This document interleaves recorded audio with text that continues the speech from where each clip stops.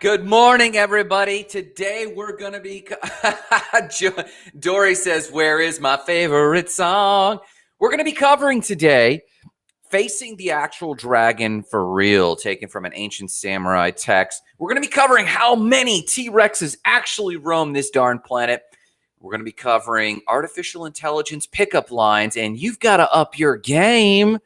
But before any of that, I don't even have my mug this morning. I have been grinding it out. I'm facing a dragon of sorts this morning myself, which is what made me think of today's show. So I don't even have my hot cup of gratitude, but we're going to still do morning cup of gratitude. So let's actually take a moment, whether you've got your mug or not. This is the first day I have not had my hot cup of morning gratitude. Shame for shame. But what are you grateful for this morning? I need to hear in the comments from you. What are you grateful for on this lovely day? And you know I'm going to start. I'm grateful for two crazy things. Number one, I'm grateful that Dogecoin is almost at 20 cents. That's right. I bought more Dogecoin than I should have when it was at 4 cents and below. And then when it was at 6 cents again. And now Dogecoin is approaching, well, it was up to like 15, 16, 17 cents. I think it might be back down a little bit. But I am grateful because my crypto purchases have actually truly contributed to my real estate investment directly. Like I've been able to pay down payments and deposits and stuff like this, and surveys from the investments I have made in cryptocurrency. So yes, I'm absolutely entertained that Dogecoin is approaching 20 cents and beyond. They're actually calling for it to be at $1. What else am I grateful for? I'm grateful for all of Dory's hard work. Dory says, I'm grateful for perseverance. Yes, and I think we might be talking about the same thing. We had some highs and lows with a questionable listing agent, just in terms of how they carry themselves. But we finally got to close. Dory and the mortgage firm, Dory of Homes for Heroes, and for Dory Joseph Realty, had just been awesome and persistent, as well as the mortgage firm. They really helped us out. So we're going to drive over to Cocoa and, I don't know, buy a house. Got it. That's what's happening today. That's what I'm grateful for. What are you grateful for? What's keeping you excited today? Let's talk about, very quickly, other news. That's right. How many T-Rexes roamed the earth? You know, I don't even know why this is a question, actually, for scientists. I mean, it is curious to know how many T-Rexes actually roam the earth, but it looks like new research coming out from, I don't know, footprints, weight of biomass of skeletons. They're actually saying that at its peak, the Earth had 2.5 billion Tyrannosaurus Rexes across the entire Earth. Now, how they calculate this, I don't know. Why they think that the Earth could have supported 2.5 billion T-Rexes on this planet, I don't know. But that's actually the low end number. They do estimate that it could be as high as 42 billion. So what is their math? Is this math even relevant? But it gets me thinking how much life has been on this planet for how long. And that would have made the T-Rex at the time the dominant species. Now, that's a crazy number. I think humans right now are only at 8 billion. So that's a crazy number. I'm going to look more into this. But for those who stay up at night dreaming of Tyrannosaurus Rexes roaming the earth and chasing them down like they did in Jurassic Park, here's the link. Fun water cooler conversation with your friends on a Friday afternoon. If there are 8 billion people on the planet, Tyrannosaurus Rexes could have gotten up to 2.5 billion in their population. I'm going to read more and study on how on earth they actually calculate this thing. I don't even know. But there you go. You've got the link. You're welcome to research all you darn well please.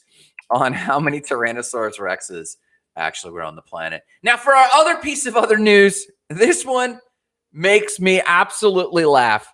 And it was so funny, and I didn't even realize this until I had already done the show and written it out. And then I saw that Stephen Colbert on The Late Show actually covered some of these lines. So let me share some of these with you. For some reason, scientists in Denver, Colorado have been working with artificial intelligence to see if we could make artificial intelligence so emotionally empathic that they could actually pick the right pickup line.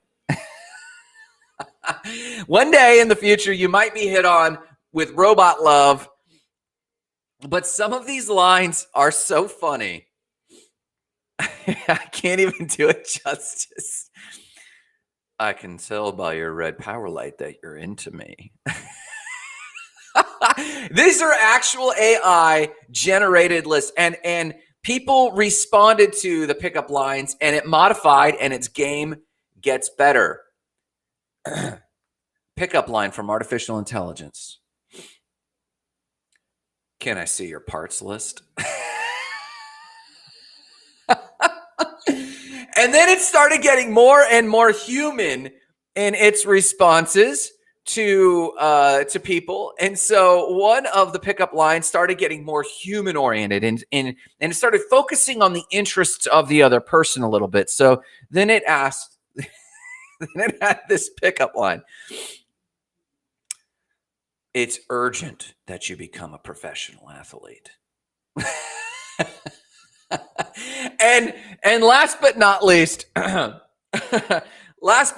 is my absolute favorite. The artificial intelligence realized that it needed to contextualize some of its answers, because it'd be kind of creepy if a guy walked up to you in the bar and you had not mentioned you were a professional athlete. And they suddenly said, I love watching your pole vaulting career. And that just would get creepy. Like, is this person Facebook stalking me? Like, who is this person? Well, it realized that it needed to actually create some ethos. It needed to imbue in the other person a sense of the effect that that person has on them. So it finally resolved with this pickup line. I'm losing my voice from all the screaming your hotness is causing me to do.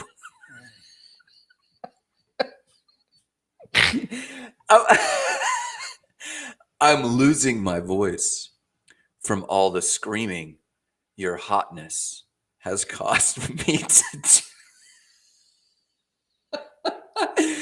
Actual pickup lines from artificial intelligence. I've got to drop this link on you.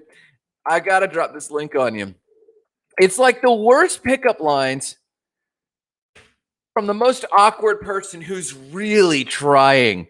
So I've dropped the link on you. You have it right there. Artificial intelligence pickup lines. And you can actually see the artificial intelligence getting smarter and smarter. And they actually started bouncing these pickup lines off of real people. And so it actually got smarter. Brittany drops this on us. She's grateful for this book, Thinner, Leaner, Stronger. She shared this with me yesterday, I believe. It's for some of the best theory on nutrition and exercise she has ever gotten. It's cleared up some of the myths she's been carrying around for years that has stalled her progress. And I love the fact that she's sharing this. And I'm actually going to grab the link so that I'm going to share the link as its own post here. Well, you're going to have to get it on the Facebook deal. It's a phenomenal, when I read this over, she sent it to me yesterday or something, and I read it, I was like, oh, I'm going to have to get this stinking book because I actually have a relatively decent fitness, but my waistline's getting much larger than ever in my life. And so I'll go for runs, I'll go to work out, and I'll go back to my eating modality, and my fitness performance goes through the roof. I could actually go right back into CrossFit. I got my flexibility back. But for some reason, the waistline doesn't change. The nutrition doesn't change. So I know I need some paradigm shifters. So this is what Brittany is grateful for today. So I'm grateful for Brittany's journey, but I'm also grateful for artificial intelligence pickup lines. And I hope you enjoyed that as much as I did. By all means, check out the book Brittany dropped. She has the full link right there. And you can also check out artificial intelligence pickup lines. Let's talk about, that's other news. Let's talk about facing the dragon. I'm going to read you something from a 500-year-old text. It's part of my meditations quite often. And this week in particular, Marissa's been gone. She's been hiking, for those who don't know, taking an awesome group of gals through Arizona. And in this season of life, Marissa and I are expanding our investments. We're expanding kind of what we plan to do next. We're actually preparing for a massive shift into a new period. And I don't mean like a season. I mean a whole new era of our adulthood. And we have Spark, Ignite, Explode, Radiate, Spark Your Vision, Ignite Success, Explode Significance, Radiate Purpose. Each of those have their own season throughout a given year or a given professional career. But then in your life too, there's these macro cycles. And I've had several very important conversations with very important advisors of mine over the last few months. And I know a larger epic, EPOCH, a larger epic is occurring in my own life. So I've gone to some of my spiritual readings and I'm facing these dragons. And the dragons are things that you think you want, you get a hold of. And when you face them, you're challenged with the question. This is that thing you always wanted. Brittany's talking about real fitness and real nutrition. I said I wanted to get really fit and really healthy and really tackle this thing.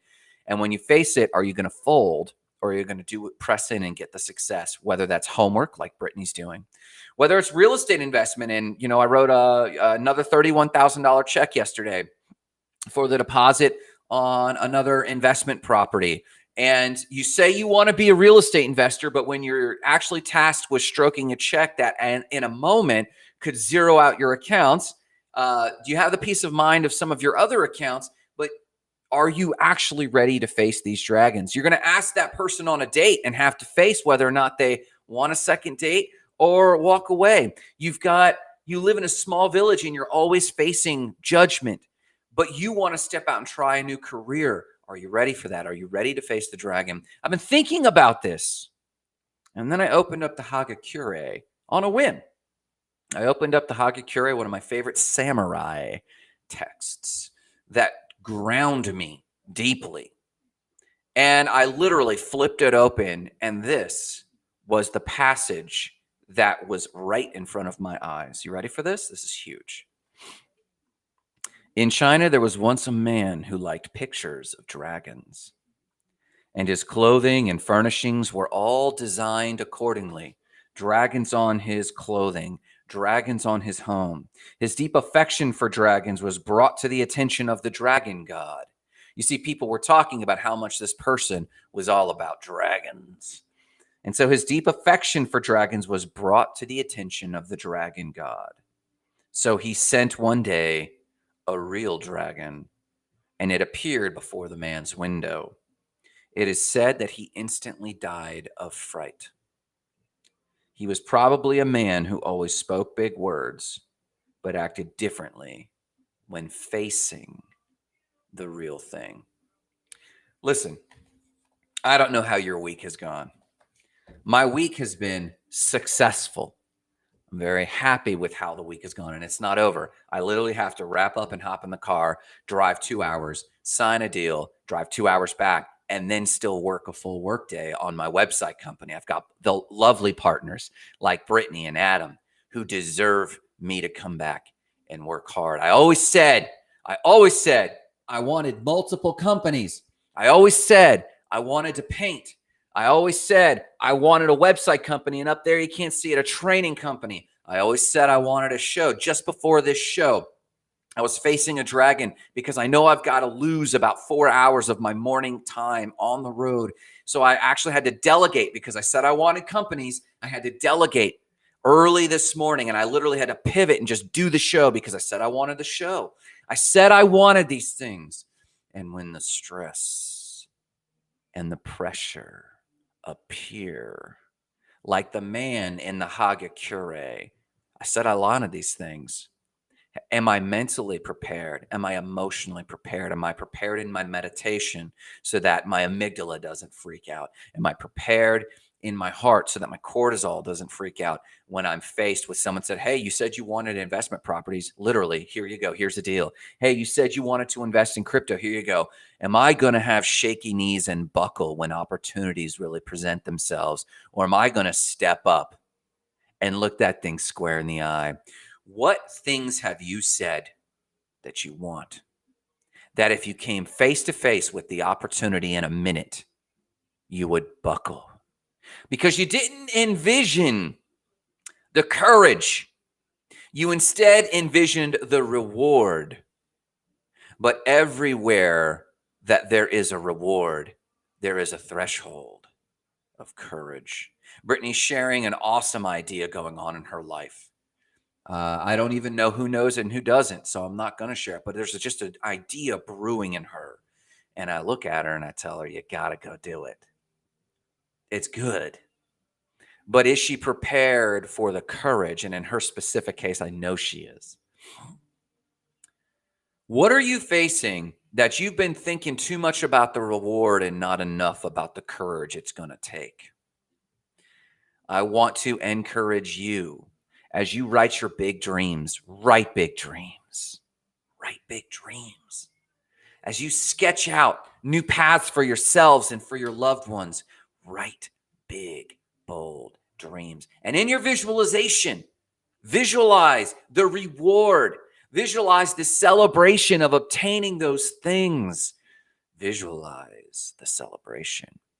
But do not forget to visualize facing the boss levels, facing your own inner fears. If you're thinking about asking that person on a date, think about how awesome it's going to go. And then think about facing rejection and become okay with it.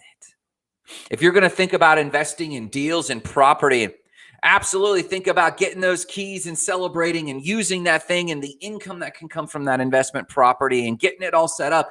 But also take a moment to visualize the negotiations and visualize not losing heart, but taking heart and staring it down and being perfectly comfortable with writing the big checks. When you imagine yourself going up in the world, becoming a millionaire and a multimillionaire, visualize the stress of all the debt that comes with that. Visualize and become comfortable with the stress of all the pressure of the relationships of your friends who invested in you. Be ready for your employees to look at you and go, I need leadership, and you not know how to lead them, but having to conjure how to lead them. Be ready to face the dragon so you don't die from fright. That's my encouragement to you today. I'm so glad that I've done that in small ways. I'm so glad that I'm here. I'm so grateful that life has brought me here. And I'm so grateful that I get a chance to face the dragon nearly every day. Listen, that's what I've got for you today. As I've said, I got to get on the road. Remember, if you need any help, any encouragement, anything at all, visit us at the Facebook Goals and Gratitude group. Brittany posted a great post there yesterday. I'm going to follow up with that today. Check it out. Bring up your questions. Let's talk. Let's become Spark citizens together. Let's become more enlightened, and let's level up with one another. I hope you're doing phenomenal. I hope you've had a great week, but end it strong. You got another day in front of you, maybe more. And remember, it's the same calories. So go big, go bold, and go courageous. Have a fantastic